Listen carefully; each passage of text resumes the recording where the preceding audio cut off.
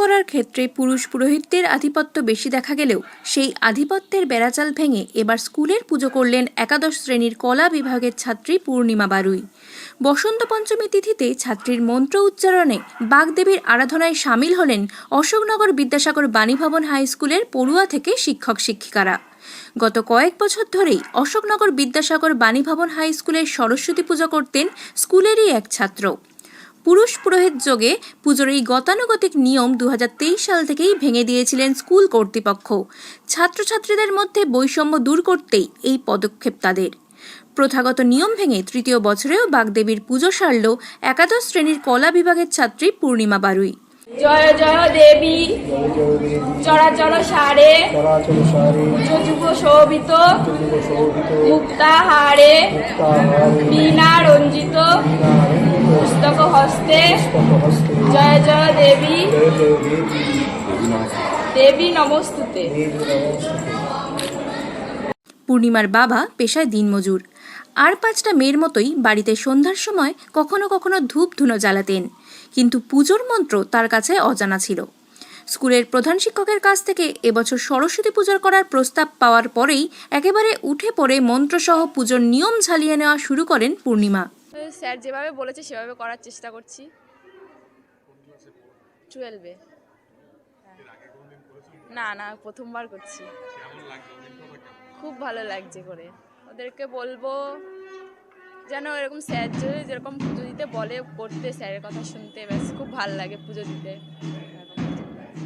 সরস্বতী পুজোর জন্য মন্ত্রশিক্ষায় তাকে তালিম দিয়েছেন স্কুলের শিক্ষক দেবজ্যোতি আচার্য এবং পরিচালন সমিতির সভাপতি দীপক কুমার চক্রবর্তী।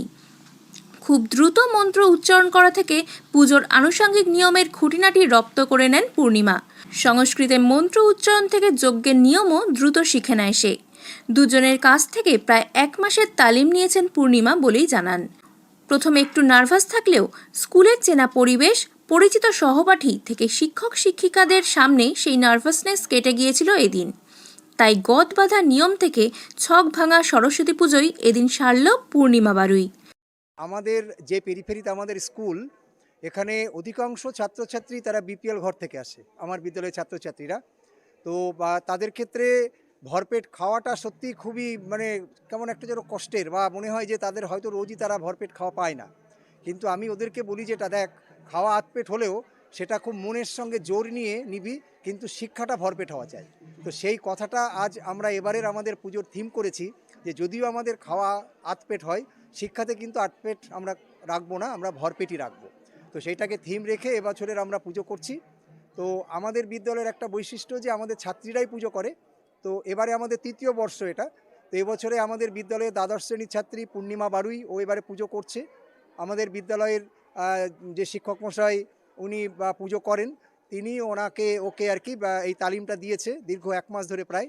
তো সেইভাবেই আমাদের পুজোটা আজকে হচ্ছে। এটা আমাদের কাছে খুব ভালো লাগা। আর পুজো বলতে যেটা আমার মনে হয় মনের ভক্তি ভরে, সে আমি কোন ভাষাতে বললাম কি বললাম এটা যায় না, মনে যদি আমার ভক্তি থাকে, ভক্তিকে আমি যদি ঠিকভাবে দিতে পারি, সেইটাই আমার মনে হয় পুজো। সেই কারণেই এটা আমার বলা। শাড়ির সঙ্গে গায়ের নামাবলী জড়িয়ে স্কুলের মঞ্চে বাগদেবীর সামনের আসনে বসে তারই উচ্চারিত মন্ত্রেই অঞ্জলি দিলেন সকলে। উত্তর 24 পরগনা থেকে রুদ্র নারায়ণ রায়ের রিপোর্ট, লোকাল 18 বাংলা।